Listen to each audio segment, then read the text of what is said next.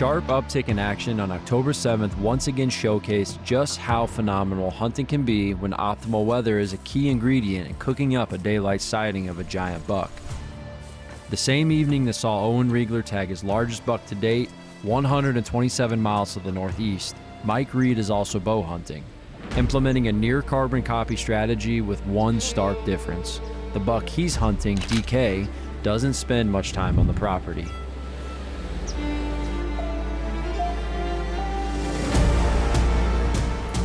Well, it is about 6 o'clock and we just received word that Owen has taken down the Loch Ness Monster. I could not be more pumped for him. October 7th. Had an encounter with him last night. Apparently, I hadn't heard about it yet. We're planning on doing a podcast, and we just got the text that apparently he came out again tonight and he's down.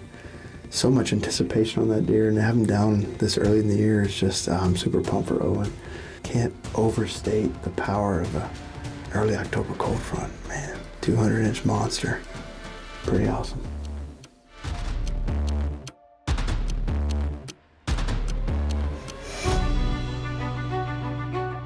The following day, Mike moves to a different part of the property, trying to relocate a should-be giant. The home camera's right here, isn't it? There's one buck I'm trying to find back right now. Buck we call Pincher. Got pictures of him the first year I bought the farm, I would say. Just a little young deer. I think he might have been 2, could have been 3, but lots of splits. And then the next year, Ryan and I filmed him early. We filmed him on the beans late season.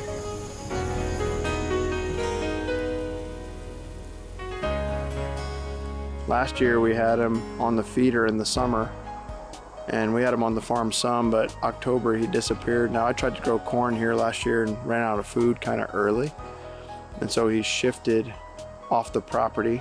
And then I filmed him in velvet in one of the big ag fields right near here. So I know he's alive, but this is probably the least he's ever been on the property this year compared to the other 3 previous years of history with him. And I don't have a lot of cameras down on this end of the farm. There's good oak trees here where we are now, and so today I'm just basically putting out 3 or 4 cameras, seeing if we can pick him up, because I believe he's a buck that I'd be, excited to chase. So see if we can't find him. Unfortunately, some of the ones I'm most interested in are just on the edge of the property. Unlike last year, they both were in the center of the property. Gave you lots of flexibility for hunting. But anyway, Pincher. We're gonna get these 3 cameras out and hopefully get some pictures of him.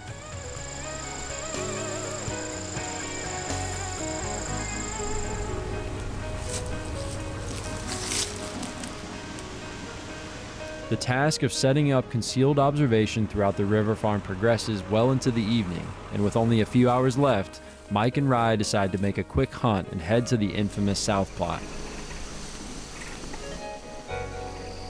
There are bucks fighting in the food plot. Whatever, we knew this was gonna happen. It's not a big deal. Well, it is Sunday, October 8th. Turned out to be a nice afternoon. The high today was about 70, and it's about 65 degrees now. There's been a lot of deer using this plot, and I need to take some does out, so if we get an opportunity, I'll probably take a couple does. We're not completely out of DK's range. I would say we're on the edge of it. And he hasn't been down here yet this year, but you never know. We can see a long ways too, which is kind of fun. We got acorns right here on the edge of this plot, and then we planted brassicas. But then the deer just hammer this because it butts right up against the bedding area. And so then we came and overseeded some oats and rye. We have just about an hour and a half left to go. We got in here a little bit late, 30 minutes ago or so. Just getting some different cameras deployed. I tried to get a few more cameras out on the edge of the property where DK is, just trying to nail down any kind of pattern I can. And then on the very far south end of the property, deployed a few more cameras in an area that didn't have many. There's one buck in particular I'm interested in, so we'll see if we can locate that deer and potentially hunt him. When we're not hunting DK, that'd be pretty cool. We'll see how the evening goes. You ready, Rye? I am ready. That's good, buddy. Let's make it happen. I want to draw some blood. I do too.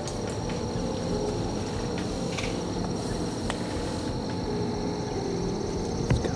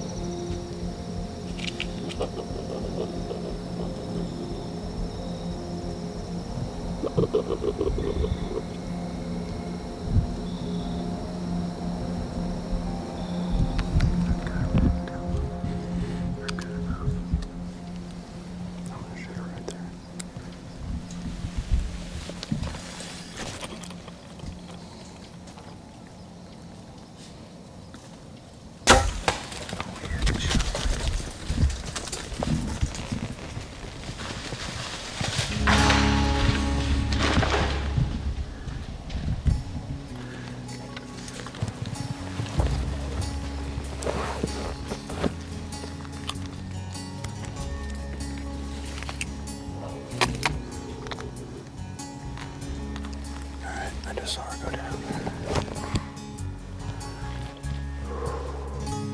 She was at 26. And I had my pin at 20. They're so on edge. Feels good to get the first deer of the year down with the bow. We really need to take a lot of does off of this farm. And we did a good job last year. I think we got close to 15. But that's number one for this year. This raccoon won't stop making noise. He lost his mama. But the deer moved well tonight. They moved early. We got in here late, but there was deer movement all evening. We could see them moving out in the willows, and it was definitely a nice evening. So we're gonna get packed up, get down, get her recovered, and get out of here.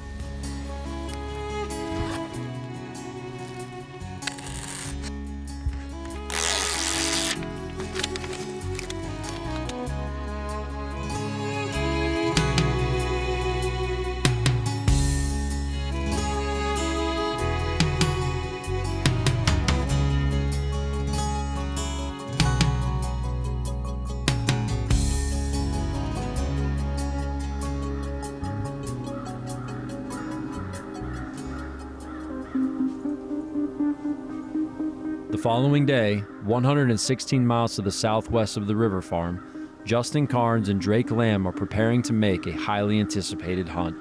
We got a big mature buck we were in here after 2 nights ago, big kicker 9 we're calling him. He decided to walk by a blind at 8:30 this morning. So we didn't have a choice but to slip back down here. It's October 9th. It's gonna heat up here just a little bit. We got some rain coming later in the week, and we'll just biding our time, waiting on them perfect winds, and we got one tonight, so we're gonna go give him a shot here. I'm a horrible hunter. I don't have nothing to say. I couldn't get a squirrel.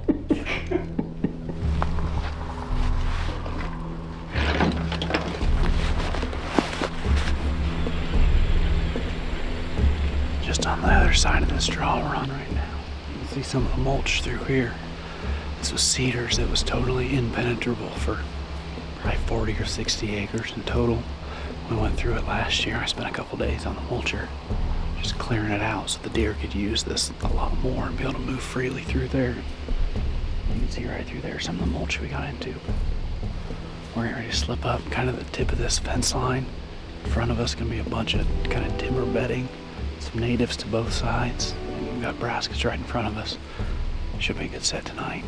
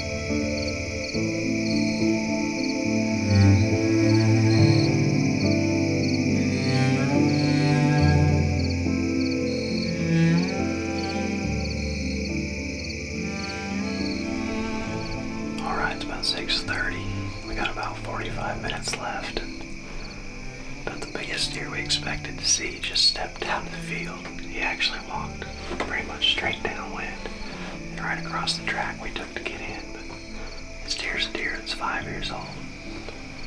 Whew. He looks awfully good out there, but as soon as he stepped out, these does were kind of downwind from us, were blowing it just off wind, and they were trying to get us. And now that he's in the field, they're just as calm as can be, so hopefully that was our saving grace. This other deer we're after steps out.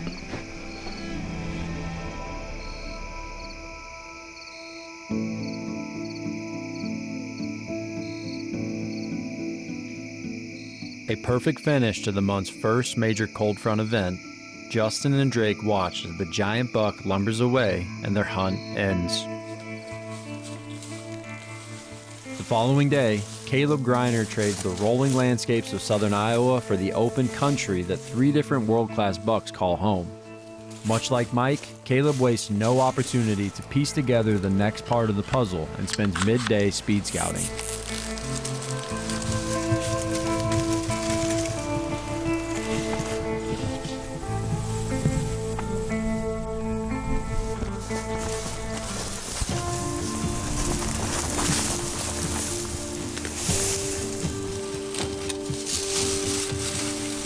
We just got settled in. We made a little nest next to a couple hackberries and a cherry tree. I'm thinking that we've got people picking corn, people cutting beans all around us right now. And this is one of the farms that isn't being touched right now, so these deer might be in here a little bit. I don't know if we're in the best spot. I'd like to be closer to the corn, but there's just not good cover up there for us. And I'm pretty eager to see if there's anything bedded in here. I believe in the first few weeks, at least the first 3 weeks of October, you gotta be within 150 to 200 yards, maybe a little bit more, give or take. You gotta be pretty tight to where they're bedding if you want to get some daylight action. So, with any luck, something comes out.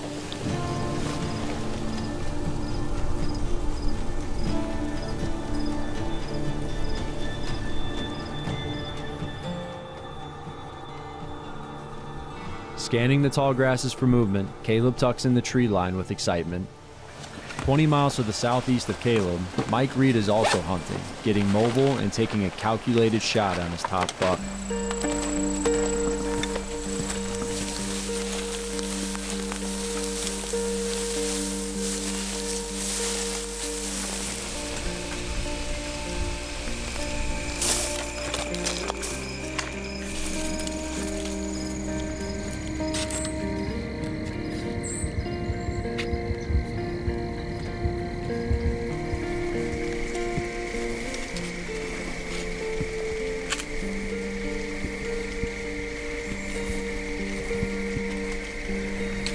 We're all set up. A tough hanging hunt. Tree's got a lot of branches, some of them are rotten. We took our time, and I really like our setup. Got a northwest wind. Got this little clover plot tucked up against the corn. He's daylighted here last night and then 2 weeks ago. Seems to be where he likes to come out if he's going to. We've had one fawn come under us. We have another fawn coming out of the corn. About an hour and 15 minutes to go. We'll see if he shows up.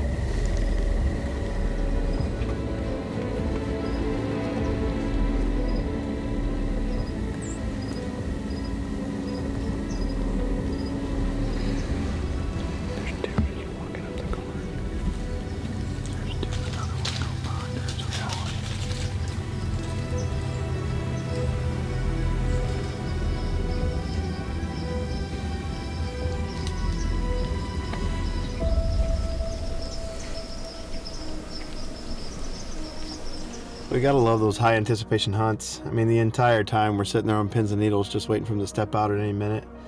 With him there last night with 10 minutes to go, it was like, man, as the minutes were ticking by, I thought for sure he was gonna step out. But anyway, beautiful evening. I'm heading out of town to Utah for my brother's wedding, so I won't be back out here probably till at least next Monday. Excited to be able to make another hunt for him, and we'll continue to strategize. Little did Mike know just how close he was to being correct on the bold move. Only 150 yards away from his stand, DK walked by the recently placed cuttyback tracks.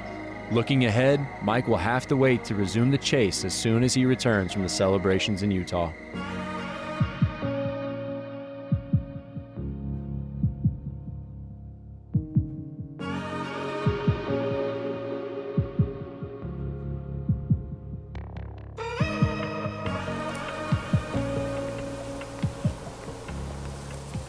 Much like Mike's evening, Caleb Greiner was on pins and needles, waiting for OG or by some stroke of luck, lucky to materialize out of the prime bedding in front of him.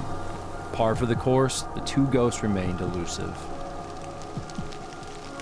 The following day, light rain sombers the mood, and news rings in that ranks at the very top of what Caleb was hoping not to hear. The brutal heat wave that struck through the end of September and the first few days of October appears to have caught up with the local deer herd. Fielding a call from close friend Steve, who's hunting the giant buck known as Guards only 10 minutes away, the news is delivered. EHD has struck the property. The hopeful expectation to relocate the 3 giant bucks that has fueled his scouting efforts in the open country quickly converts into gut-wrenching fear. On the afternoon of October 12th, the rain clears and Caleb returns to the Lucky Farm, where he hunted 2 days prior, and sets out to scour every inch.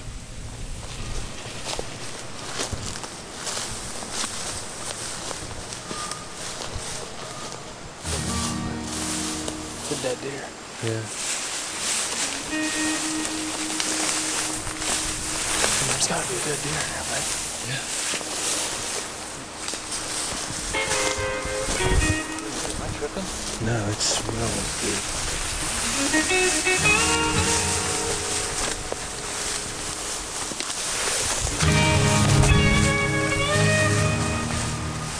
Oh my god.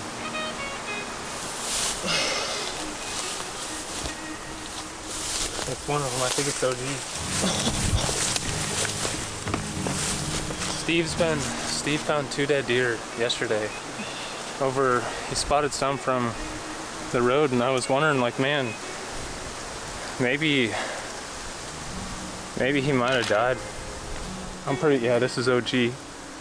And he just showed up daylight the other day on camera. I've never fought EHD around this area, but that's a world-class whitetail right there.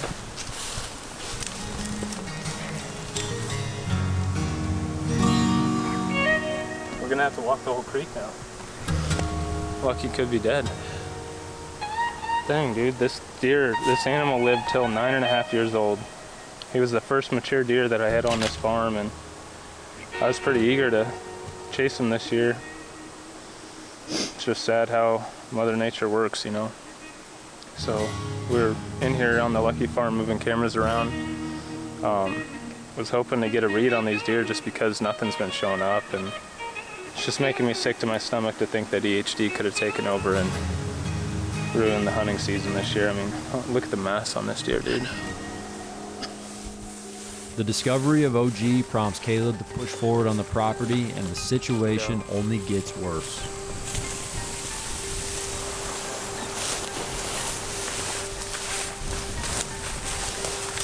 What is that, 4 or 5? 4. This one just died, dude.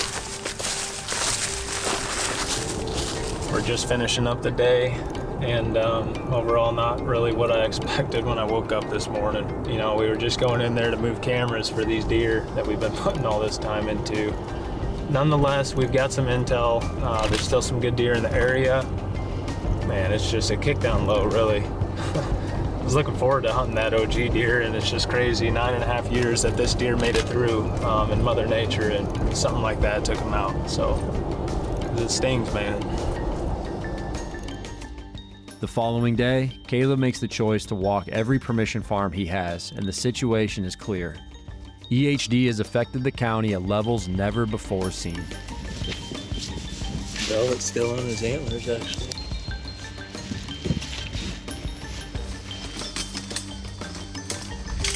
That's a 4-year-old. You know which one that is? That's it's a buck you and I kicked up when we came in here. Really? Mm-hmm. I was gonna say that's it looked like a good deer. I just turned really quick away because I wanted to get you. I mean, it's hitting everywhere. Yeah. 15 miles to the west of Lucky Farm. Checking the farms, moving cameras. We're smelling the deer and we're finding them. Not fun. At his lowest point yet this season, Caleb regroups and turns all attention to hunting with Steve. Though located in the bullseye of the affected area, all signs point to the buck known as Guards being alive, for now.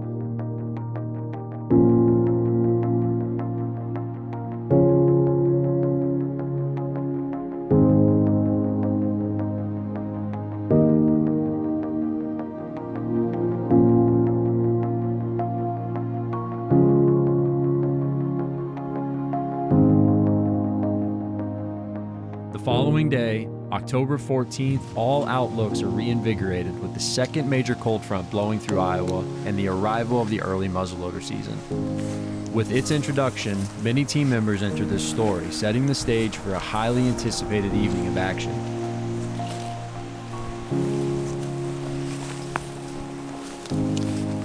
It's just good to be out here early muzzleloader. I've never really hunted early muzzleloader before. It's kind of cool knowing what deer you have around. Patted them a little bit, and we've had a lot of time watching this one, that's for sure. Hopefully he'll come out this way today. At least we'll get a glimpse or figure out where he's at. So hard to know where to go. Tornado kind of changed things up for you, didn't it? Tornado changed a lot. Yeah, I'm lucky that there wasn't a lot more damage done in the timber. I thought it would be just flattened when I got out here, but I had 3 acres of evergreens that were flattened. But I lost a couple big oak trees in here. The rest wasn't too bad. I'll be dragging steel out of the trees for a long time. Hopefully he steps out. Yeah, that would be good. At least we get a glimpse of him and figure out what he's doing.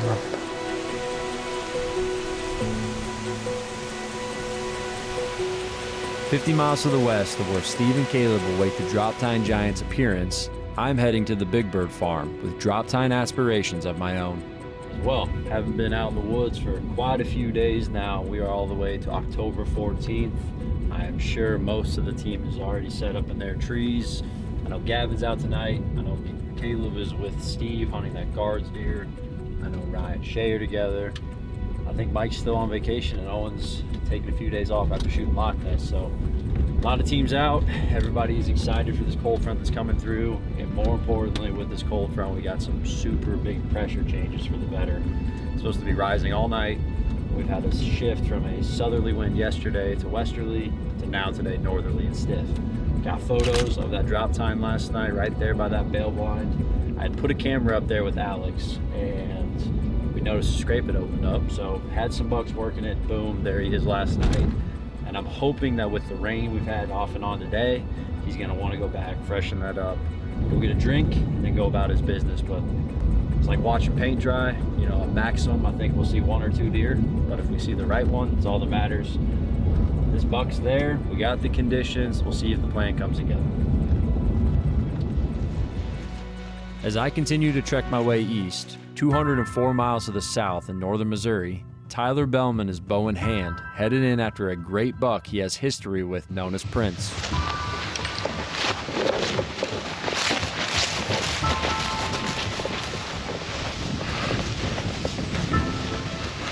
It's the evening of October the 14th, and Justin and I are back up here on the partnership farm, back after Prince.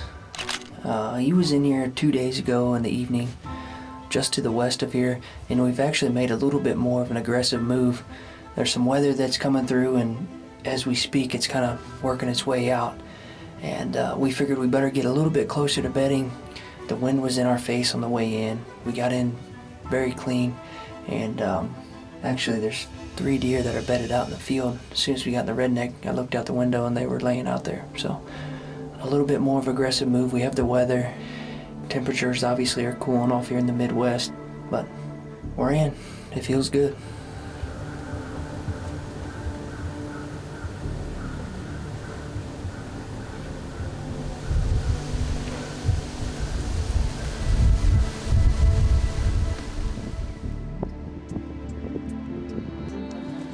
All right, well, here it is.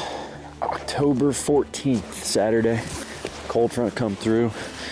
We have a north wind tonight, which sets up mediocre for where we're going, which is that hay bale blind. But I had the drop time daylight last night, 7:03. So you're talking, I think, a minute before legal shooting time. And so I'm hoping that this high pressure today rising, north wind, hopefully this is gonna be the day that I can get him the daylight in front of us. It'd be awesome if he's on the scrape, walks right down that pond dam. How it sets up tonight, our wind's gonna blow, obviously, directly from the north. Where he's gonna come out is from the south. However, I think we've got a 20-yard gap where he's gonna come out and then walk straight up. Technically, it's a great win for him. He can then walk the pond dam with the wind in his face the entire time, and we will see if it works. But feels good out, we got the plan. See if we can finally make it work.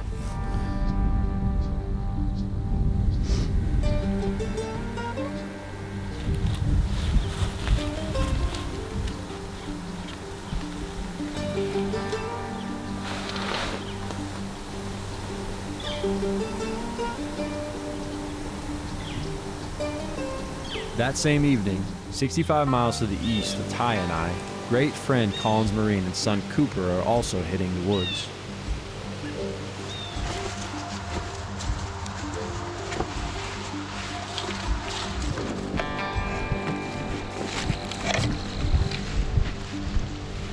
Welcome back to Midwest Whitetail. It is the afternoon of October 14th, and as you can see, we're dressed in orange. Cooper has a youth tag left, which is good for buck or doe, but we're after a buck tonight, and it is early muzzleloader season here in Iowa, so we're taking advantage of this cold front and getting out. We're back down on the river bottom farm, overlooking some turnips, radishes, and a bunch of rye that I've overseeded in here, and then we've also got some standing beans, but those are still fenced off. So this historically has been a really good plot for this time of the year. It seems like when I sit this early muzzleloader, I always have encounter with a nice mature buck, so hopefully tonight one of them will visit the plot and give Cooper an opportunity. I'm excited. What do you think, buddy? Is it gonna be a fun night? Yep. Yeah. Well, we're gonna get set back, and hopefully the deer keep moving well, and we can get one put on the ground. Here we go. Good sound.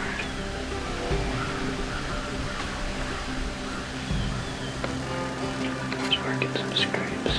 Can you see him? Yeah. What kind of water is he? Kind of backwards. Just hang on. This might be our chance.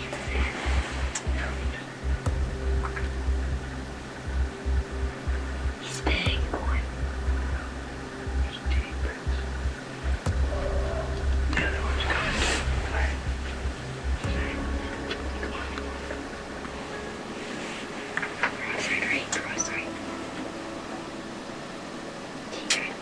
Okay, try to get up. We're not gonna shoot him yet, okay? Okay, do it again. I will. I'll say Not yet. Which one are you gonna shoot? The the front? front. The front. Okay, don't. Not yet.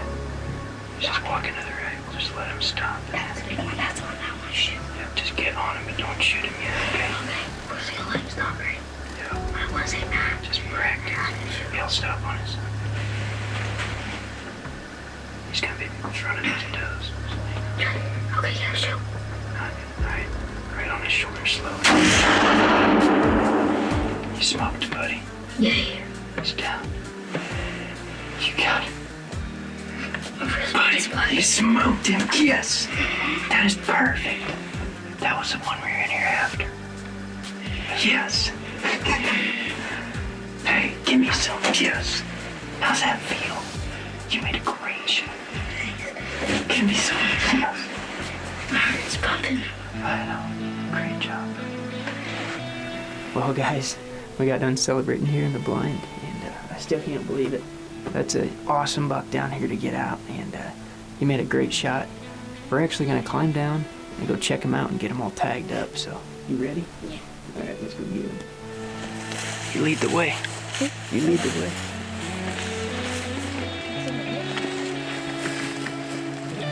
Oh my goodness. What did you do? Good job, buddy. That is awesome. Nice work. Well guys, here he is. What an awesome deer for Cooper. This is his second buck ever, and I couldn't have asked for him to do a better job. I'm glad we were in that redneck. We had a little bit of east to this north wind tonight, and being in that redneck helped us conceal that scent, and it worked to perfection. I'm so proud of this guy right here. He did awesome. This is his biggest buck ever. What do you think, buddy? What do you want to tell him? When I shot, yeah, what my judge just said, when I shot, my heart was thumping so hard. I didn't even move. Yeah, I know. That was awesome. Hi. What's your deal? Don't know. Did you kill your biggest buck ever? Yeah. That is exciting. Yeah. He must not have went very far, did he? It was pretty much where he was, but he just walked a little bit. Everyone's calling. Well, it's because you did an awesome thing. I'll just tell you congratulations, and I'll get the story later, okay? We'll give you a shot later. All right, buddy. See ya. Good job. Bye. Well, that's a good update right there. Mr. Cooper Allen put down biggest buck to date. Looked like a really nice 8-pointer and a monster buck brassica plot there. So deer are on their feet. That is a great sign. I couldn't be happier for those guys. I mean, whether it's turkey hunting, deer hunting, you know, Colin's one of my best friends, and man, does he do everything possible to get not only his kids involved, but he's always getting everybody involved. So that's exciting stuff. You can never beat a call like that. And hopefully we can make our own call.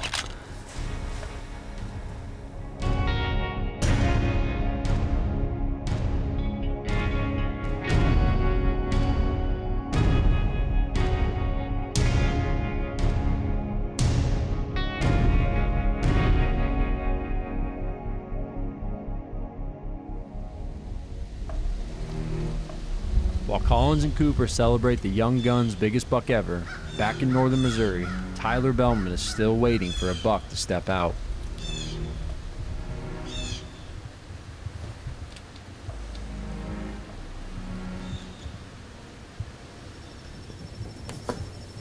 You see him over there? Yep. Well, that's good news. That's the deer we're near after. All these deer are starting to get up on their feet and funnel out just like we anticipated. And I had a lucky guess. He was bedded. He had to be bedded here close out here on the west side of the place, but we got plenty of daylight. Hopefully he feeds in here.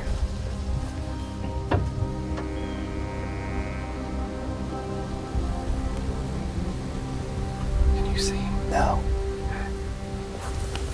Over the crest of the hill.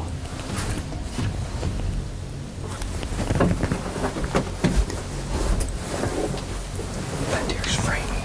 Yeah.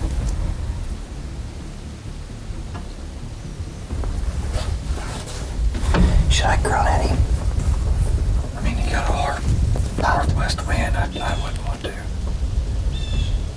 I don't know. That's your call. Just see what he does here.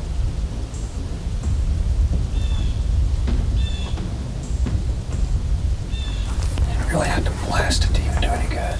Yeah. I would like to make them decoy does. There we go.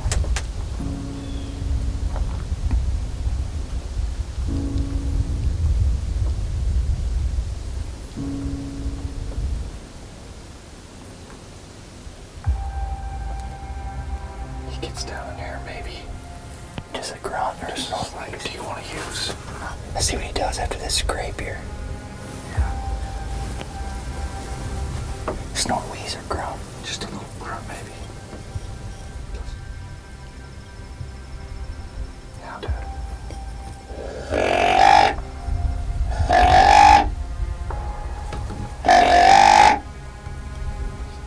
Snort, wheeze. You did?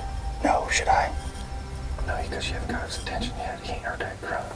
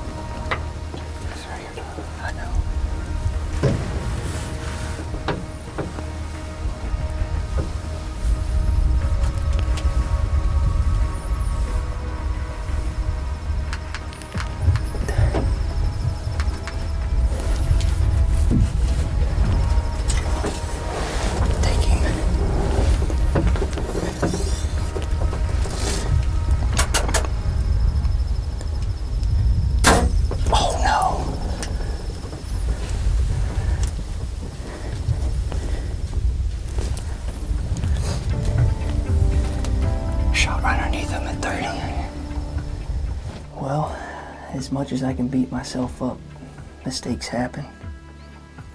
When he was coming up this, we lost him over the crown of that hill when he was coming up.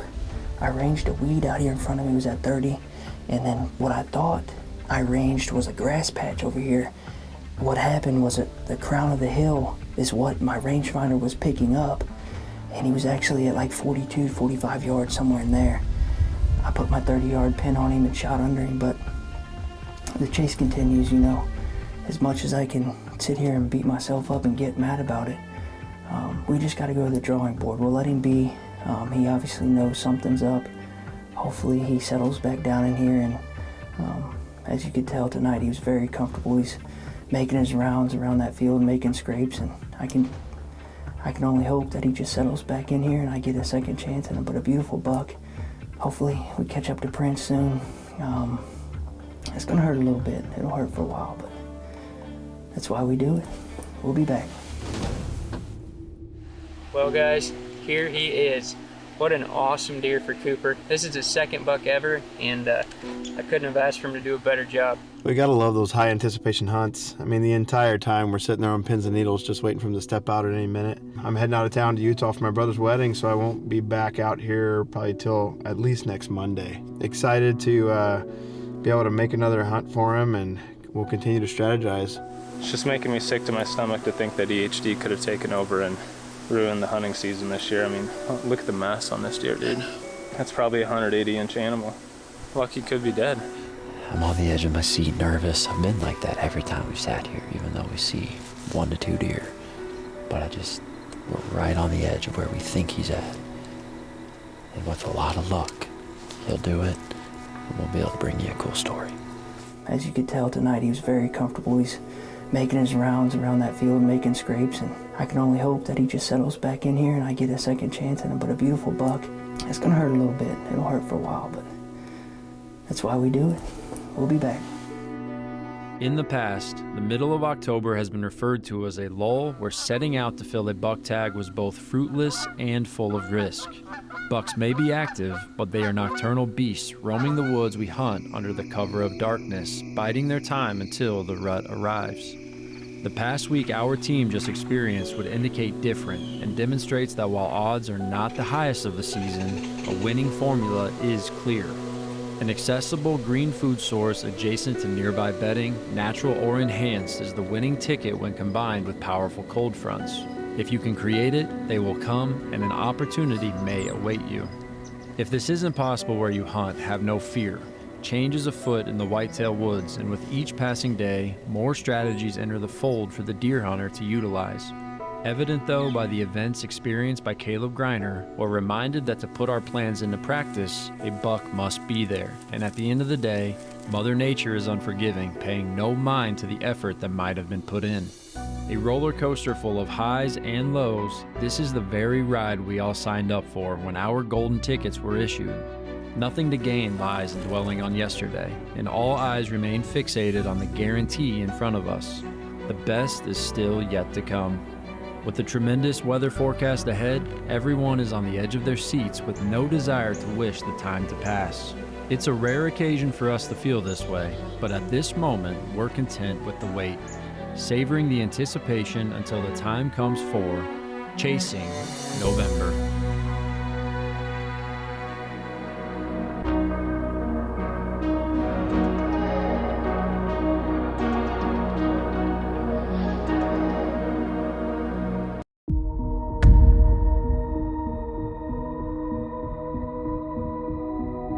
Picking up right where we left off in episode 4, the peaks and valleys of excitement occurring on October 14th are only beginning.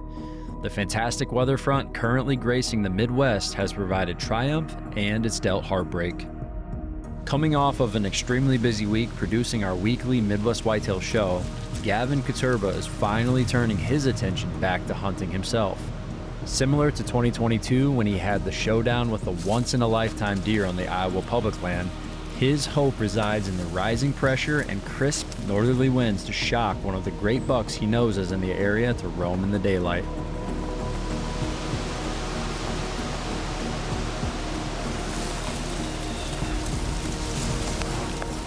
All right, it's October 14th, and we are back out on the public today. We had the second cold front of the year come through. We've got a nice steady northwest wind blowing right in our face here. This is that same little area that we were hunting last week.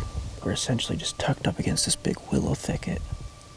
These deer love bedding in this stuff, and there's those oak trees right off to my right here where they've been feeding a lot. So basically just one of those deals where we're hoping to be the camera rather than get in the picture tonight. So we're in here, we're in the absolute thick of it. A couple trails come right in front of us here. We should have a decent shot as long as we can get away with it. We'll sit in here tonight. Hopefully these deer want to come freshen these scrapes up and hit these acorns that we've got right in front of us, and who knows, maybe it'll be a good night.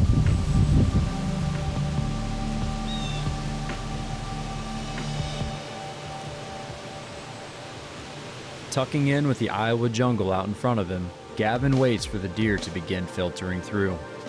That same evening, 70 miles to the northeast, team members Aaron DeShaw and Emerson Reese are also hitting the woods. Aaron is toting the muzzleloader and Emerson is behind the camera. With multiple targets in the area, anticipation is through the roof for their first shot.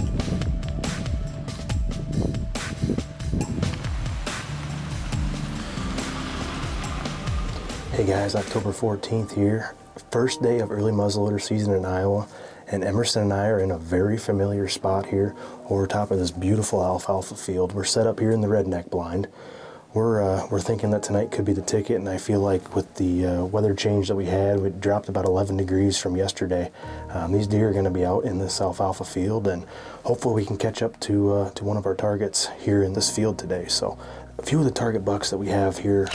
The first one is, we actually introduced him as the Big Ten, and that's actually Tex. And if you guys remember, that's a deer that we had an encounter with in this exact same spot on the third day of early muzzleloader season last year. And then the last one that's really been showing up in this area is an 8-pointer with a split brow. He's got a really big split on the right brow tine, and he'd be another one that I'd really like to catch up with in this area. But it's shaping up to be a great evening here. It's great to be back. This is actually my first hunt of the year. We're hoping to keep this train rolling, and we're gonna see what happens tonight.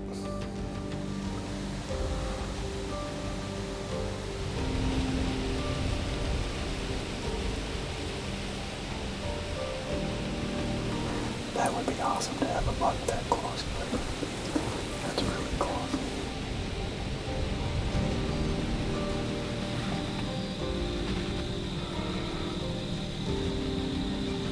There's 3 bucks up there. They're getting bigger.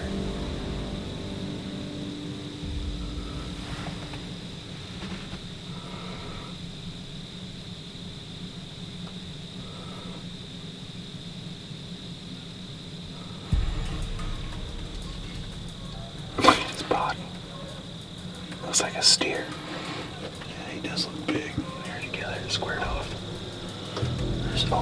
There's a good buck. Looks like it. Oh yeah, for sure. That's what he's looking at now. That thing is super wide. That's that split brow. That eight. Well, there's a split brow. He just turned. The one in the back. Yeah, he's a split brow buck.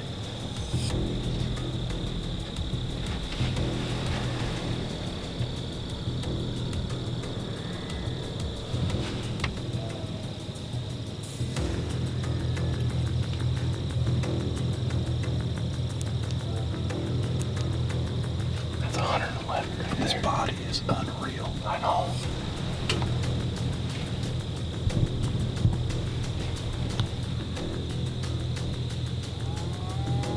He looked pretty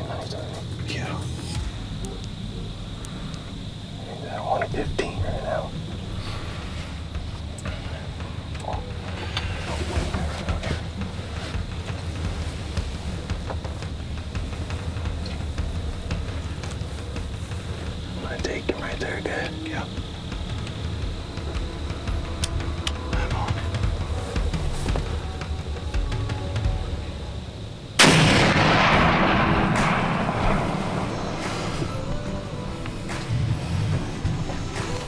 Did I miss him? No, you got him. I'm almost positive you did. He hit the ground really hard. I couldn't see anything with the smoke. I couldn't see anything. There was a smoke everywhere. Oh my God. I don't know if we're gonna be on it. Did that just happen? The first night out here, guys. And that was one of the bucks that we just talked about in the opening interview. The split brow 8-point. We were glassing, there was a big body. I mean, a giant body 8-pointer. Up here on the west end. I'm sorry, I'm shaking. I can really talk. But they came all the way across the field and he picked up that split brow 8-pointer. He did exactly what we thought he was gonna do. We thought he was gonna follow that 8-pointer into the does, and sure enough he did, and came to 100 yards, and I don't know, I couldn't personally tell after I shot just because there was so much smoke, but we'll have to look at the footage and see. I mean, he kind of hesitated there for a bit, and then he kind of took off and went to the north, and I feel confident in it, but we're gonna give him a little bit of time here, watch the footage, and man, opening day of muzzleloader, we might have a buck. Yes. Oh, I'm shaking. Dude, I still see my legs are shaking so bad. Man.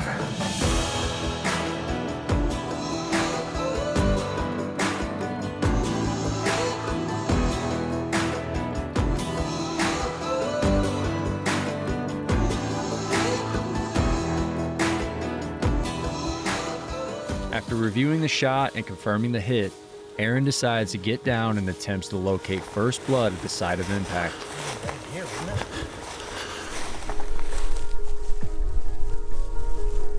Back on the Iowa public land, Gavin still has yet to see his first deer.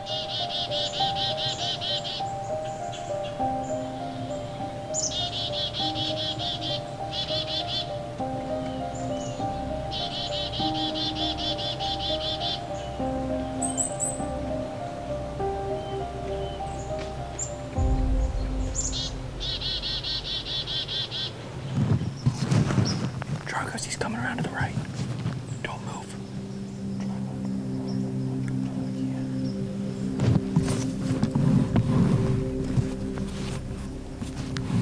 I think I'm on him. I'm on him.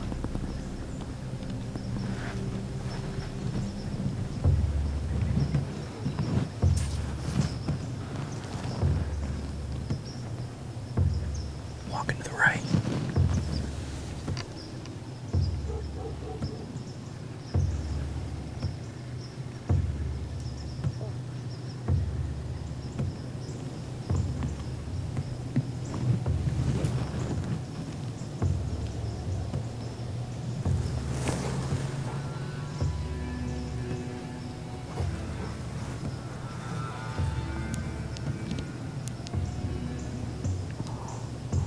He's coming this way slowly.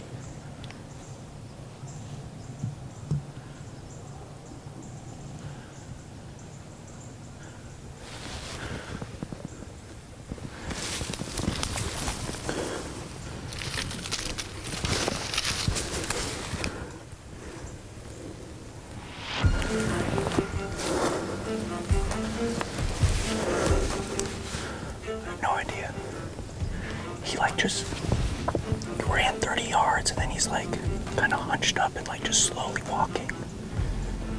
Holy smokes, dude. Bro, he's big. He's big. Oh my gosh. Shut up. Dude, 20 yards. 20 yards on the ground. The 6x5? Yeah. Josh is calling. Hang on. Yeah.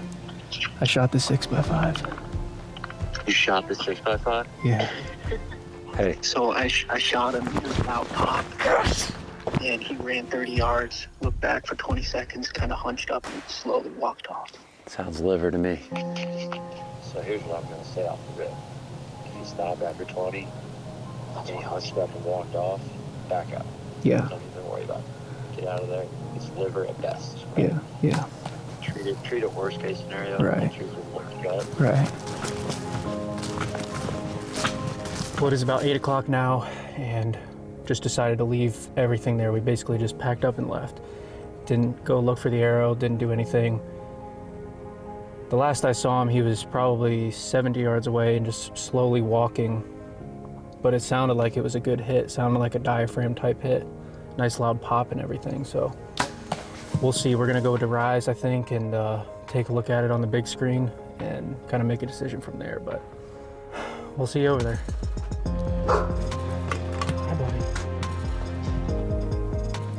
No, because yeah, I remember seeing this on the screen, like he ducks and there's like that little bit of... Well, I mean, being honest, we're not gonna be able to tell anything off that, so. Yeah. Mystery. No, it doesn't help you, but. Not one bit. The best part about anything is that you watched them. I mean, it sounds good. Like Raz said, I think we're just gonna have to go in there and take it slow. That's gonna be some hard stuff to track blood in. Yeah. The real reality is that we don't know. And when you don't know, what do? Play it safe. Yep.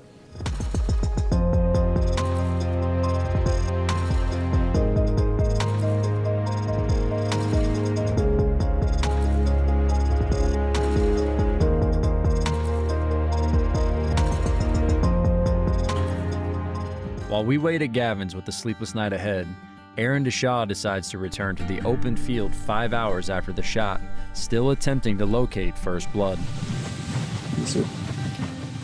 Well, guys, we ended up backing out.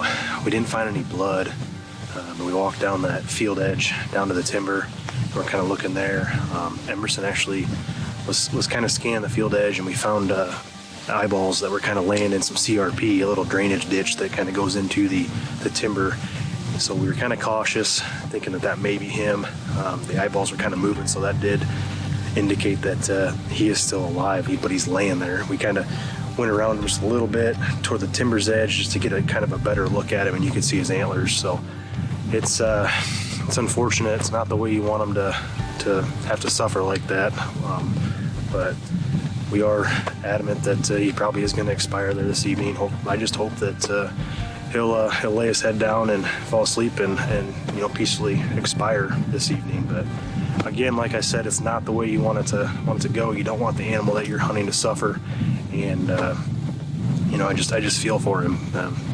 As a hunter, it's my job to make the most ethical shot, but things happen, and we're going to give him some time here, and hopefully that he can expire there, and we'll be able to go in after him in the morning and lay our hands on him.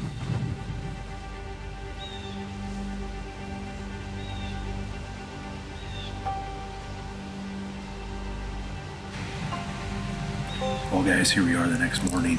Emerson and I are out here. It's a little after 8 o'clock right now. We gave him about 14 and a half hours. We're just to the corner here. We're gonna walk around, kind of glass down on that bottom where we basically saw him laying last night when we were looking for blood. So we have our fingers crossed that when we walk around this corner and glass down there that he'll be still laying in that spot, hopefully expired, and we can finally put our hands on him. So it was a sleepless night, as you guys would mostly expect, but hopefully it'll pay off here this morning.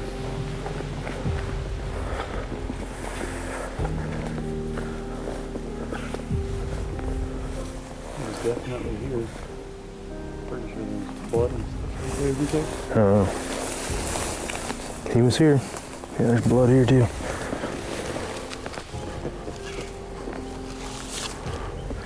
that's his general home area, and they're gonna go back to their home area when they get shot, so. And there's water that way. Yeah. Hopefully we got up and bedded back down not too far from here.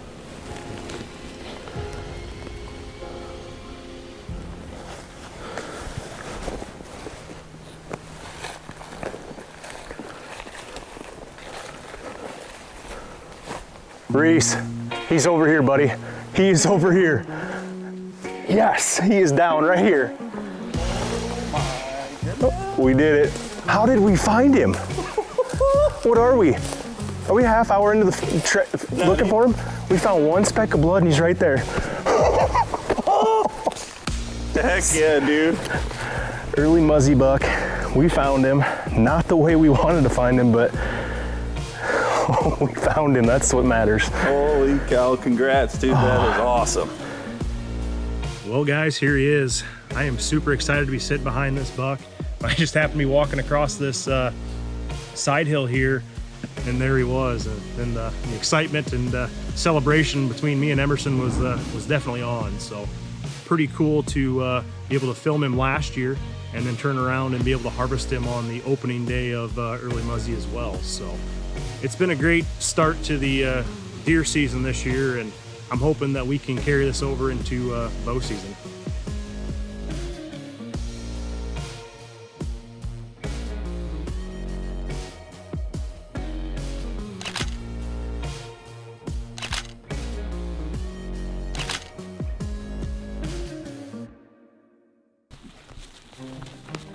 At the same time Aaron and Emerson are celebrating, 70 miles to the south back on the Iowa public land, Gavin, Rye Ludwig, and myself are on a search of our own.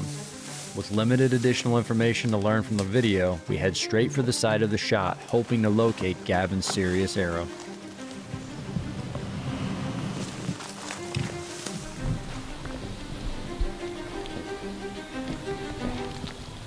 See up past her. Even if it was full guts like we hoped, this would have grist. You know, it's just like a... Like oily, nasty. There's nothing. I don't know. I'm not trying to discourage you. I mean, if anything, this is good because you should live from that. Do you know what I'm saying? You have two options. You get the dog will tell you.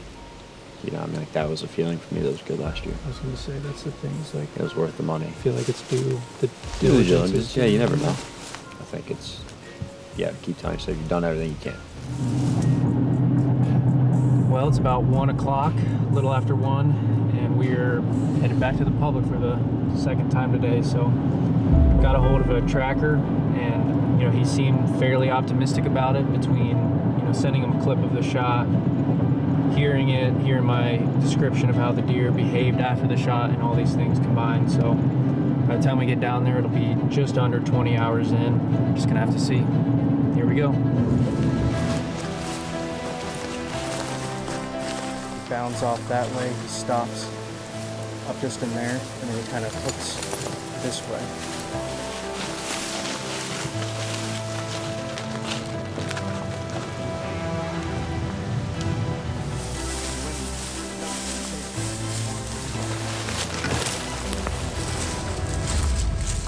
Well, it's about 5 o'clock now. We tracked for a solid 2.5 hours, I think. And first of all, Allie did a great job. It was fun to watch her work, but it didn't turn up anything, not a drop of blood, which is just super surprising. And you never know, they can close up pretty quick. Definitely feeling not great. I came into this track feeling a little more optimistic, but you know, there's a lot to learn at the end of the day, but you know, going forward, we're just gonna hope that he shows up on camera. You know, I feel fairly confident that he will. You know, after that, if he doesn't in the next couple of days, probably plan to come back out and continue the search some more. So we'll see what the next few days bring. Only one thing is certain in Gavin's situation with the 6x5. From start to finish, the correct decisions were made with the information available, and though not the outcome he was hoping for, all signs point to the buck surviving his wound. All there is to do now is move forward and hunt on. That same evening, 45 miles to the northwest, Caleb Greiner and Steve are gearing up for the most exciting sit of the season. I got Casey and Chief in the car. We finished that morning hunting today, and we ended up going to move some cameras for Casey where she's been sitting. But this morning was a fun hunt. You know, we had a couple does come within 5-10 yards, and eventually later on in the morning, Steve spotted guards with a binocs, and he was closer actually over to the pinch. He was walking a mowed trail over there, but it looks like he was headed our way, and then he either bedded down or went back towards the pinch. And with these strong winds that we're having today, it doesn't surprise me that he might have bedded over there. It's just a perfect ridge for a northwest wind. So Steve and I are about to head back out. I think we have a good plan. We're gonna sit right back where we were this morning. We can just see visually a lot more. We did have a photo. He finally made his way into the plot and did exactly what I was hoping or planning on him doing all fall this year, but it was nocturnal, it was at night. Just nice to see him hitting the scrape, using the food plot, but hopefully tonight's the night.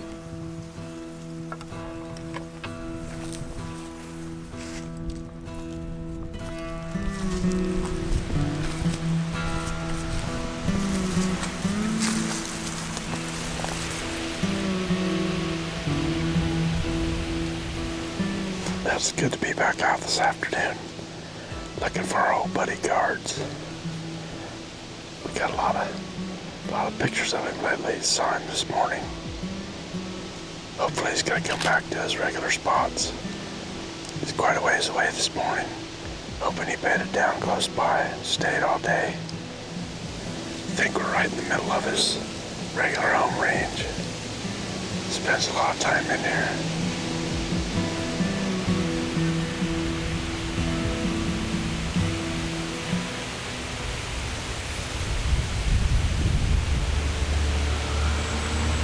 He's probably gonna come in that scrape. That's what he's gonna do.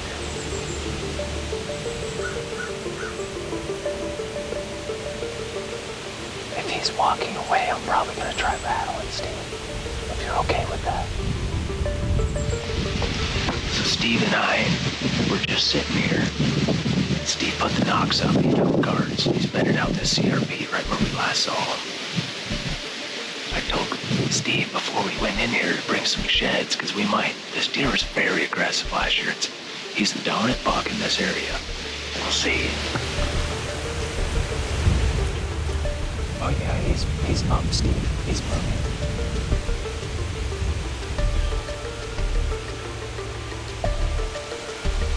Just tell me if he's coming. I would just have the gun ready. Ready.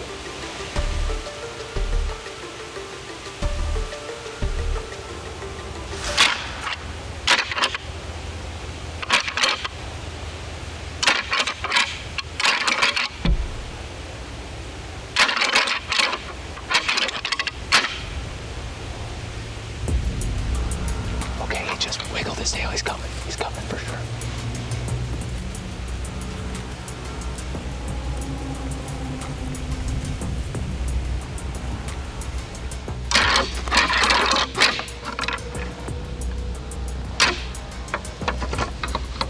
Okay, that's all I'm doing.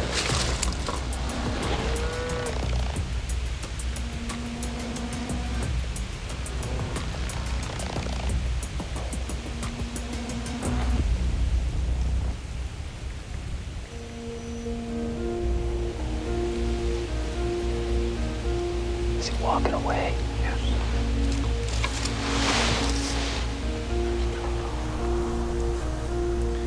We're just getting back.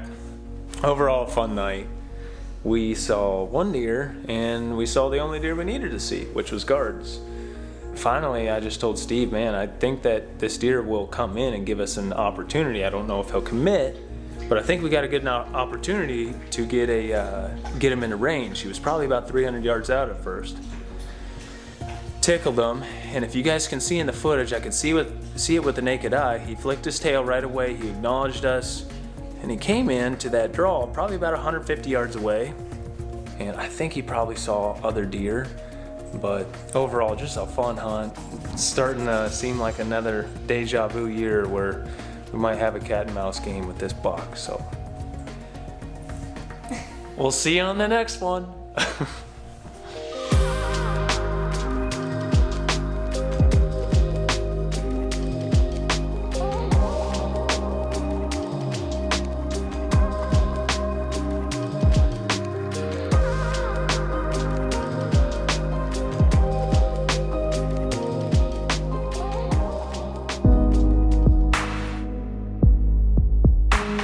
With the sun finally setting on the second major weather front of the month, it's hard to believe that the events of the past 24 hours occurred all within a single day.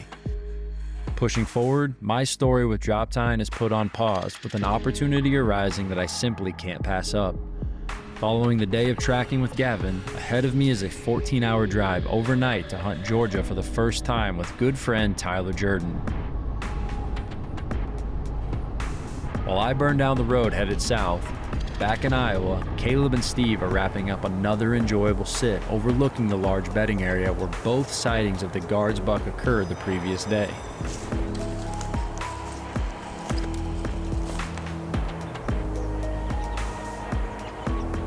Shifting his gears, Caleb now turns his attention back to his own adventure in the open country. At this point, 3 main properties, all secured through permission, now captivate his focus. Consisting of right around 1,000 acres of ground, very little of the total acreage is viable cover or huntable, with crops continuing to disappear by the day. The first is the Lucky property, the long draw where Caleb's incredible summer photos were captured and where the last intel that the buck was alive came from back in September. Second is a newly acquired piece that Caleb has yet to step foot on, nicknamed the Fence Row, a name influenced by the single tree line that runs through the property surrounded by large ag. Finally is the recently acquired property now known as the Beaver Farm, thanks to the dammed up creek helping hold one of the main water sources in the entire area. Not only is this where Caleb believes Lucky shifted to for his fall range, it's also the same piece of dirt the third giant appeared on camera in the small bush patch in early October. Following the discovery of the EHD-stricken giant known as OG, Caleb finally gets the confirmation that he's been looking for, that at least one of the 2 remaining bucks is alive. Right in the same bush patch on the Beaver Farm is the new giant, newly dubbed the Vendetta buck. With this intel in mind, following his morning hunt with Steve, Caleb sets out for the Lucky Farm to cut some known vines from mock scrapes. That's a 190! That's literally a 190! Oh. There he goes!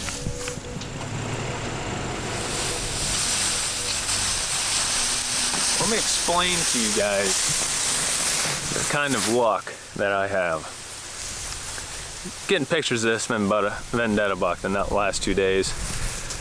We can't find any trees besides the Lucky Farm to get vines. So we're coming in here, you know. By the way, we're getting pictures of them like 1.5 miles from here straight to our west, so didn't think we were gonna mess anything up because we just walked this. The other day, found OG dead here. So we're driving, you know, I see some vines over in this tree. I'm like, all right, I'm gonna go grab some vines, you know. Hop in the creek right by this tree. Who's bedded 5 yards from this tree? The Vendetta buck. That deer is way bigger. That deer is way bigger than what I thought. That was a giant. I mean, that's probably the #1 buck now. I mean, Lucky's probably, I'm not passing that deer. No. So, all right, well, what are the odds of that? Like, what? That deer was bedded right there. That tree, right there, you know, I'm just... A lot of things I want to say right now, but what the heck, man.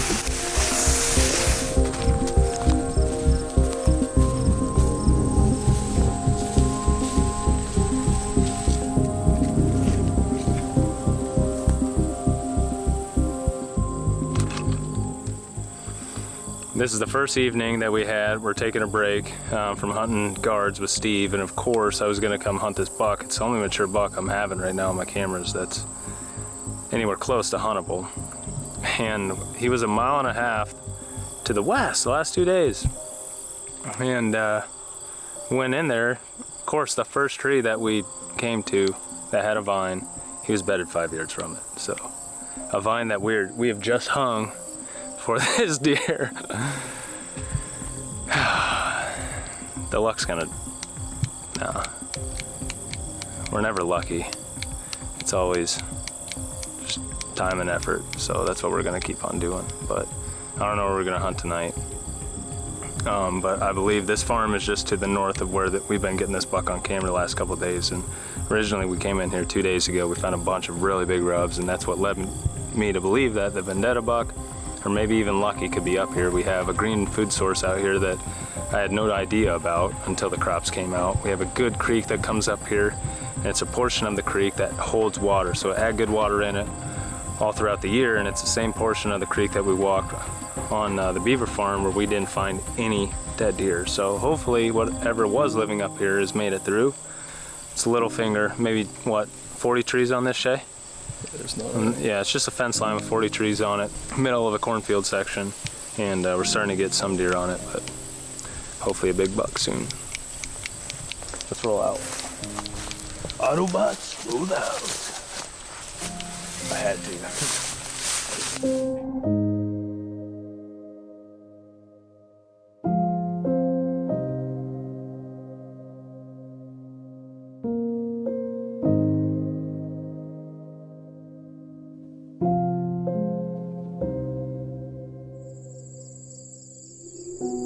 As we officially cross the halfway mark in October, it's almost unimaginable that much more could unfold in such a short span of time. Caleb Griner's season has been everything except what he expected when embarking on the tough task of bow hunting the giant buck known as Lucky in the open country. Unfortunately, the sour taste of EHD will not relinquish its grasp, and on the walk out from the new fence row property, Caleb and Shay come across a new dead buck, further driving the fear that lingers in the back of Caleb's mind. With one buck alive to hunt though, all focus is put into developing a plan. My arrival to Georgia is timed perfectly with the stellar weather conditions following me, and though Ty Allen and I don't release an arrow, I'm thankful for the opportunity to hunt such hallowed ground. With an action-packed first day, I'm eager to see what the rest of the trip has in store. Doing his best to collect his thoughts and develop a new strategy, Gavin Katurba anxiously waits to see if by a stroke of luck, he can get confirmation that the 6x5 is in fact alive. All signs do point to this outcome, but truly, only time will tell. Similar to Gavin, Tyler Bellman too is trying his best to move on from the showdown with Prince by doing what he does best, preparing for the next hunt. With access to a new property shared with good friends Aiden and Avery Epperson, the trio speed scout what is now known as the Brush Farm, and anticipation is high for what the new dirt might hold. With the incredible cold front that brought so much action, the only team member who was sidelined was Mike Reed, who found himself out west sharing in the celebrations of his brother's wedding. Amongst all the bucks that walked during the huge shift in conditions, the buck Mike is focused on all month may have been the most active. Wandering by numerous cameras in the daylight for multiple days in a row, Mike's excitement to get home and hunt DK are at a season high. Ahead of us is some of the best hunting we will experience all fall, and forecasted weather could not be any better. Pair that with the imminent pre-rut, and seemingly the deck is for once stacked in our favor. As each day passes, the bucks we hunt shift their minds towards territorial behavior and does, lending more scenarios to the deer hunter to take advantage of. As the final days of the month creep upon us, our anticipation builds, igniting thoughts of the elusive first hot doe. A fleeting window where bucks begin to roam more in the daylight hours searching, we dare not wish it away. The time is finally almost here, where every heartbeat quickens with the sounds of the chase and our gaze is fixed on the truth that you never know what mystery is walking down the trail. Soon, dreams will collide with reality, and that's when we will know. We will finally be chasing November.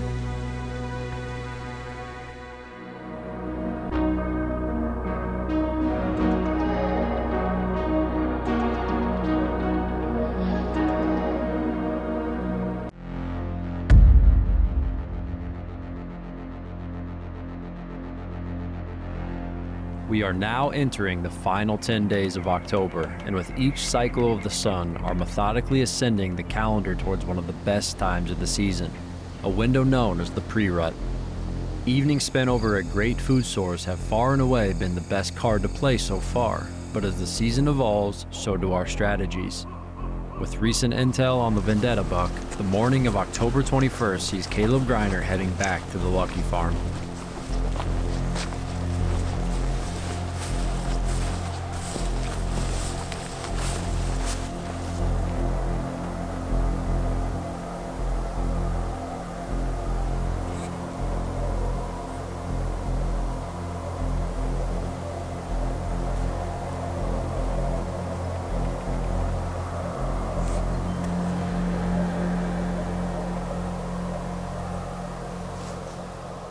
It's October 21st, and I decided to dive into the Lucky Farm this morning. It's a calm morning where the wind's gonna pick up to about 20 miles an hour here later on today. So the main reason I came in here was because we got some really good pictures of the Vendetta buck just in front of us, up on the mud trail camera.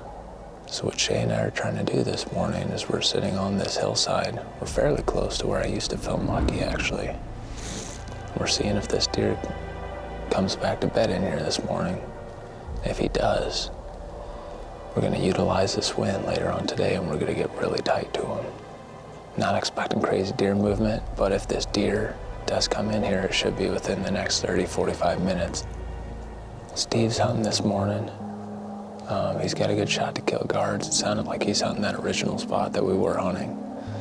So I'm shooting and hoping for a text. I mean, I wish I was there right now, but I can't pass up this deer with pheasant season right around the corner. And hopefully at least can get an eyeball on this deer sooner than later.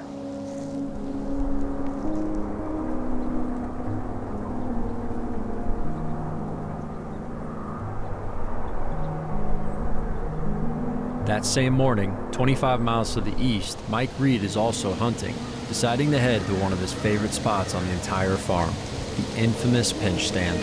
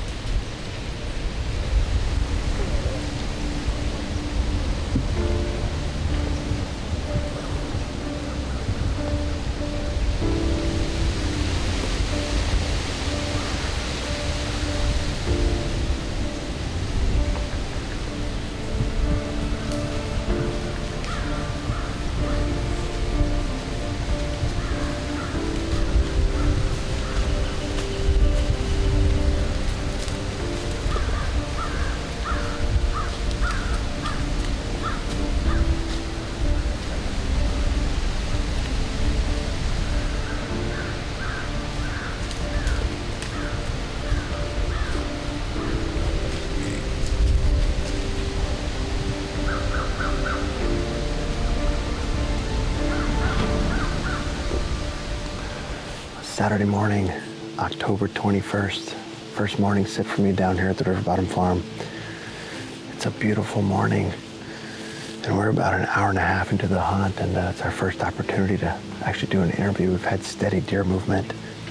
Already seen a few good bucks.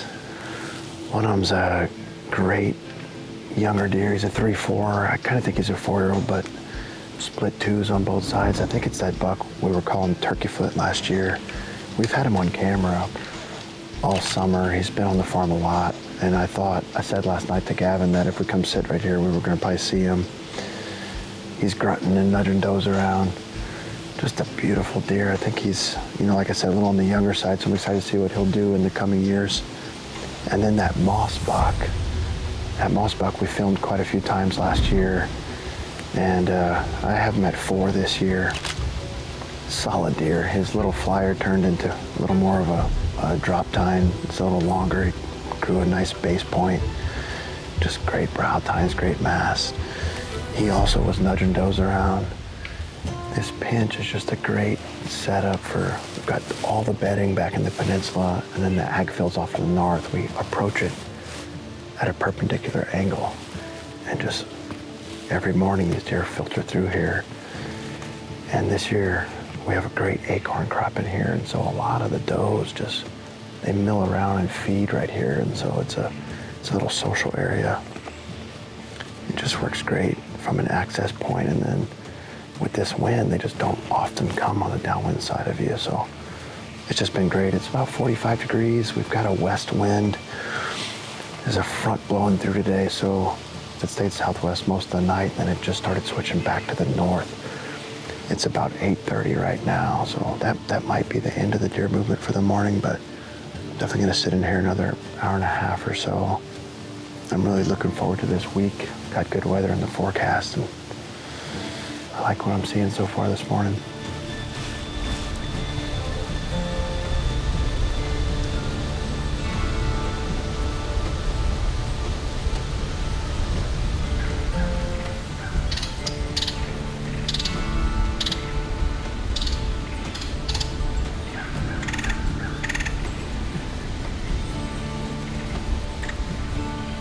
Well, it's a little after 10 o'clock. Had a couple fawns come by, running around, eating, and some turkeys since the last time we checked in. Awesome hunt nonetheless. Most of the activity was that first hour and a half of daylight as we expected. I'm actually not gonna hunt this afternoon. I've got some stuff to do with the kids, but we'll be back out tomorrow. And then I'm really looking forward to this coming week. It's my favorite time, that last week of October. Got some days off of work. Weather's shaping up nice, so hopefully we can keep having some good encounters.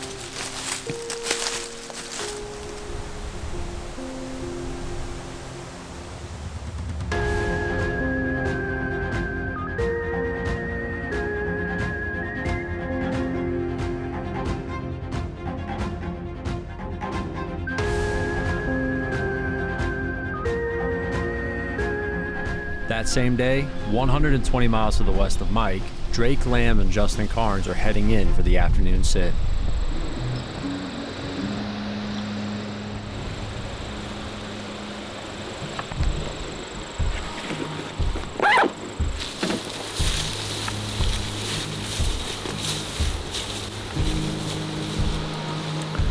All right, guys, October 21st, Saturday. Justin and I came down to Skip's this afternoon. We come out here a lot, try to help Skip out, try to learn, basically is what we do from Skip. He's got a bunch of deer out on his farm that he manages very well himself. And a lot of the times there's just so much stuff to do out here that not even me and Justin and Skip can keep up with. But we try to come down here when we can, between Justin working his job, me working my couple jobs, and then our habitat business. In between, we try to help Skip out here. So tonight we're here. We like to come down here in between, hunting Justin's home farm for him, and for me hunting the flower buck and swoops. We've had a lot of pressure from the neighbors, and just like some crappy stuff happening to our stuff, and just not a good deal. So swoops hasn't shown up probably in a week. Flower buck is showing up almost every night for us, but you know, in the middle of the night. We're never getting any daylight photos of them. I've yet to get a daylight photo of them since summer. So we're kind of just taking it easy, hunting the fringes, not pushing into the 50, not pushing into swoops, not pushing into anything on Justin's farm. His deer showing up. Until these deer start showing daylight, you know, we're kind of just gonna hold our cards in our hand and just lay back. So it's the 21st, the 20th of October are always good. So we're in Iowa, you just gotta be in a tree this time of year.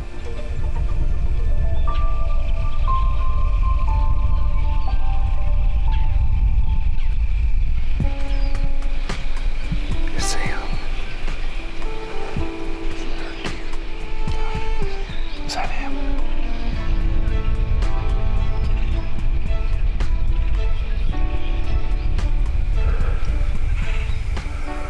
A little bit after 6, and we've seen one little buck and a doe and one really, really nice deer that came strolling through here way before we were even ready. He got into the corn. I'm 99% sure it wasn't our shooter. We look back and it wasn't, but it was a good deer. Got the blood pumping pretty good.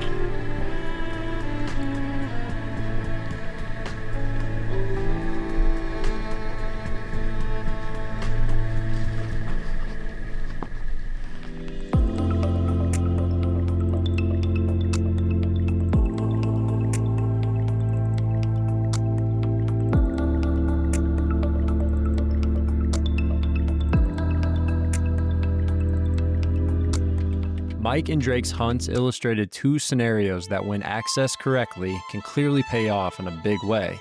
And though Caleb Greiner didn't lay eyes on the Vendetta buck, his mantra of time and effort trumps onward. The following day, the warm-up arrives, and rather than hunt, Gavin Katurba chooses to prioritize work over the woods. That is, until while on a break, he checked his CuddyLink app. Well, it is October 22nd today, and I've just been sitting here editing the main show that's going to feature the hunt from that 6x5 that we've been chasing.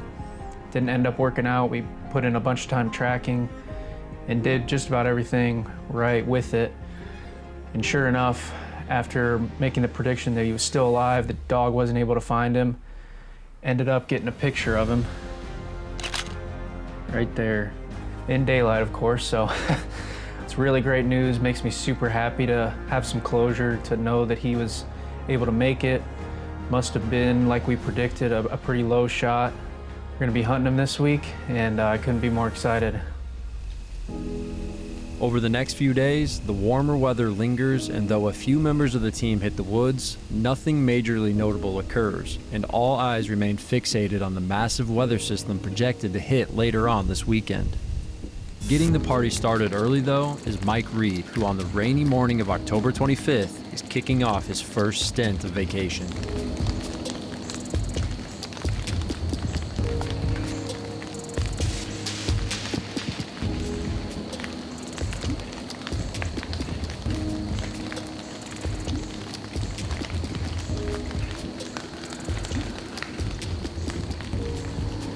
October 25th, Wednesday. First morning of my vacation start here. We're down here at the River Bottom Farm. We're at the head of the slough. It's warm, 62 degrees. It's drizzling, it's hot and muggy. We have essentially no wind, but when it's supposed to be southwesterly, south-southwest. Over the last 5 days, DK has moved farther into the farm, which is, it's great to see. So hopefully, you know, the way this spot works, we're at the neck of the peninsula. The peninsula's a big, giant bedding area. You can see to the river on both sides.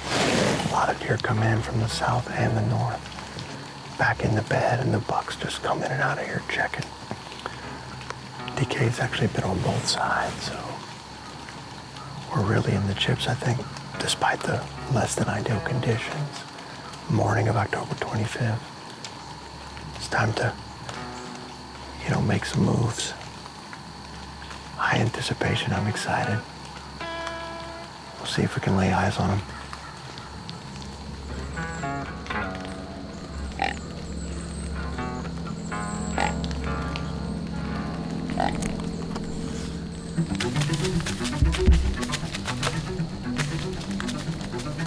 Buck's over here.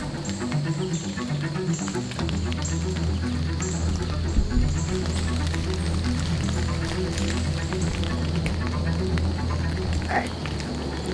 Lost in the swamp.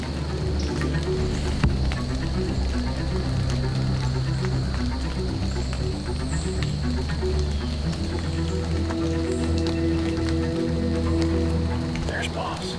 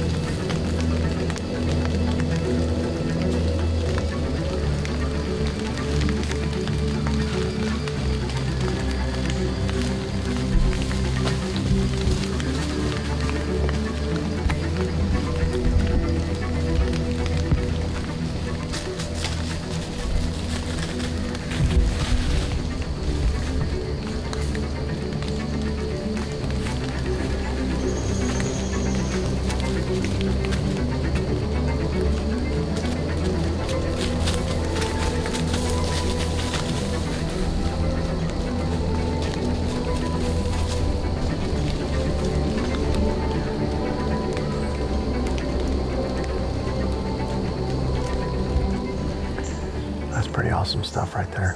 I mean, that's 2 sits. The pinch is 250 yards from here. Comes to 10 yards both times. He's a buck that last year I couldn't decide if he was 3 or 4. And a couple times when you see him, he's bristled up, rutted up. He looked like he might be 4 last year, but I definitely favored 3. And seeing him right here up close, nice and broadside, I still very much favor 4. I want to see him next year. I want to give him another year, see what he does. Super cool deer. I just love those tall brows. Got the drop tine. He's got great mass already. Another thing I haven't talked a whole lot about is like DK being not in the farm a ton last year, but we took 5 bucks off of this 560 acres last year. All 5 are older, and a couple of them were 7, and we create that void, you hope, where deer feel like they want to move in here. And so it's exciting to see DK kind of move further into the farm, more in the center of the farm. There's not as much competition. Taking 5 bucks out of here, there's still tons of does.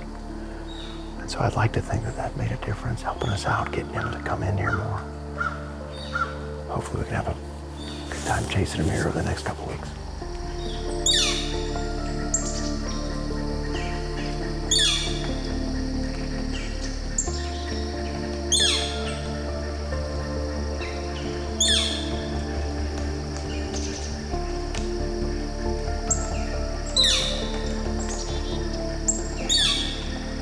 Logging yet another buck-filled sit in the pinch, Mike's vacation time couldn't have started off any better. Switching it up and giving the area a rest, Mike heads to a different part of the farm with equally as high of anticipation, despite the thermometer hovering over 70 degrees.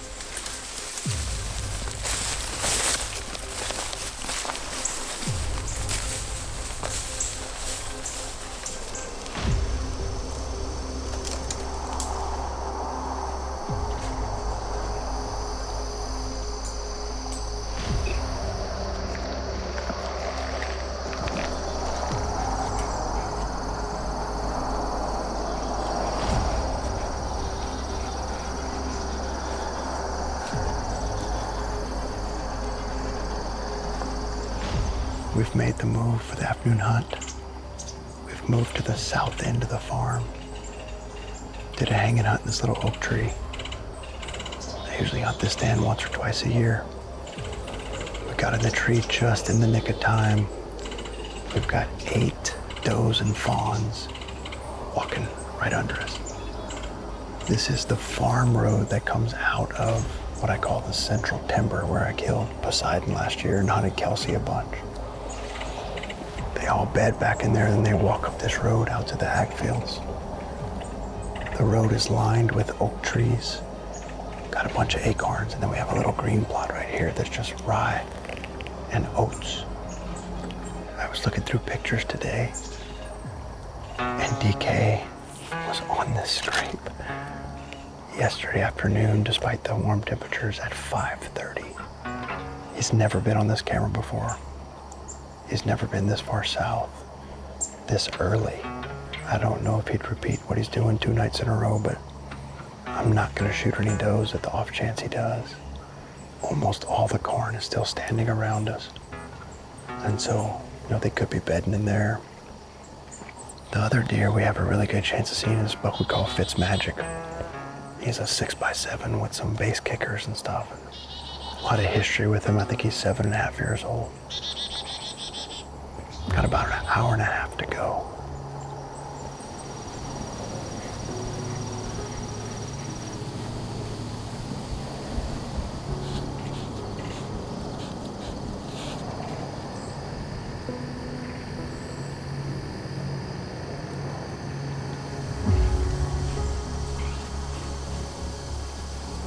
There's like 7 of them.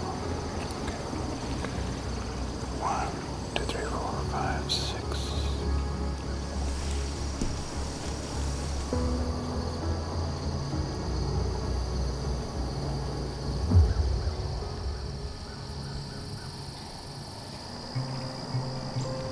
We're down to our last 15 minutes.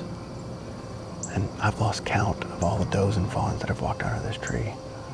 They're really feeding on the acorns heavy. And they're spending quite a bit of time in this little green plot too, so it's worked pretty well. It's fun to see it despite the warmer temperatures, and we've got this front coming in. This weekend ought to be great, so we'll catch up with you guys next time we're out.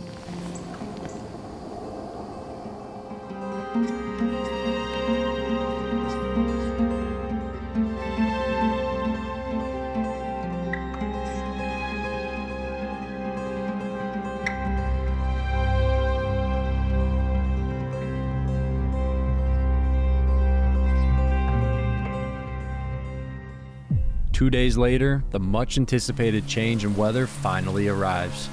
With over a 30-degree change forecasted, Caleb Griner is making a morning push on the Lucky Farm.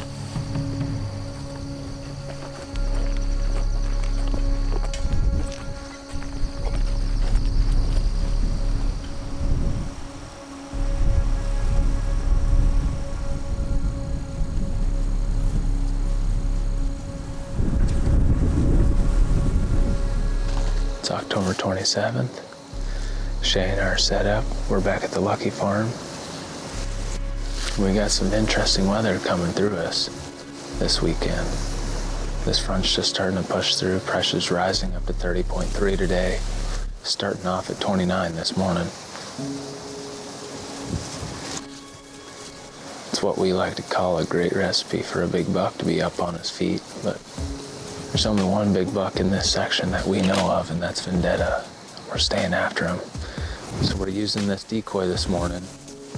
We've got it set out in front of us. It's pointing directly at us with this northwest wind. If the deer come from our left, the buck is gonna circle around this decoy closer to us and get head on with him. It's gonna give us a broadside shot. If he comes from the north, he's gonna circle in from the east of this decoy, which is downwind, and he's gonna give us a broadside shot.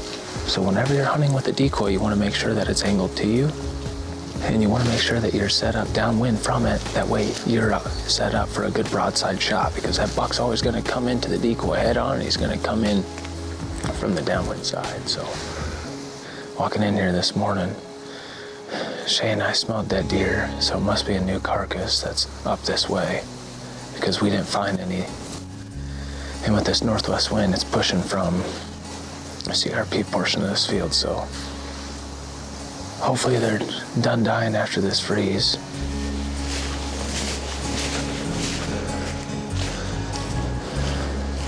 Oh, right here. That's definitely a new one.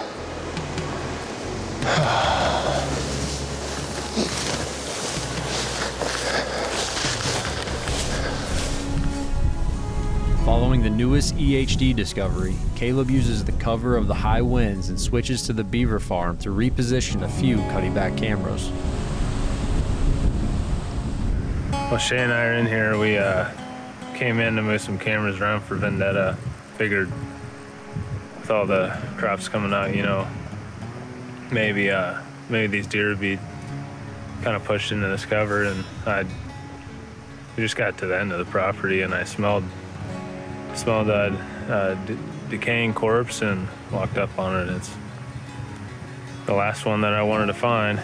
But you know what? It's interesting. It's exactly where I thought this deer was this entire time. So let's go see.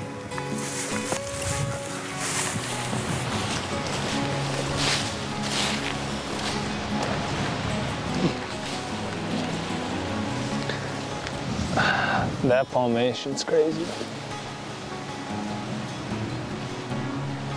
Bigger than pop can bases. I mean, he's been here for a while, probably since we got permission.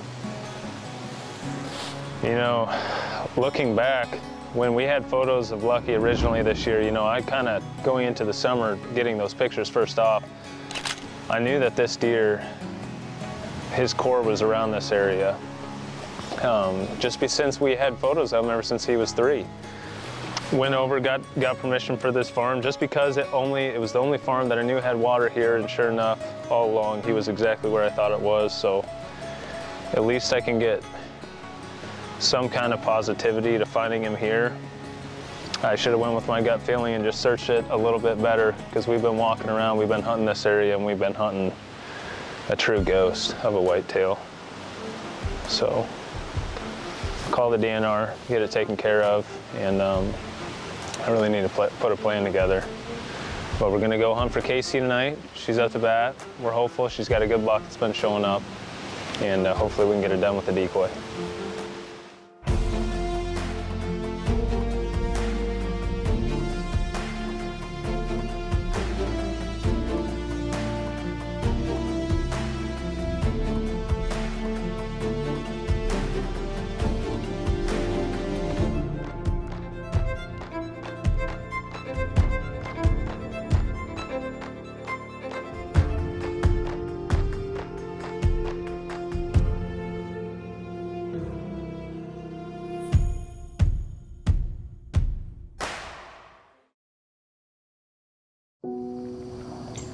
I've lost count of all the does and fawns that have walked out of this tree.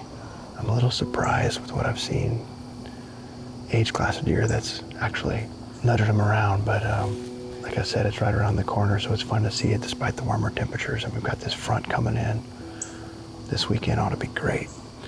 It's really great news. Makes me super happy to have some closure, to know that he was able to make it.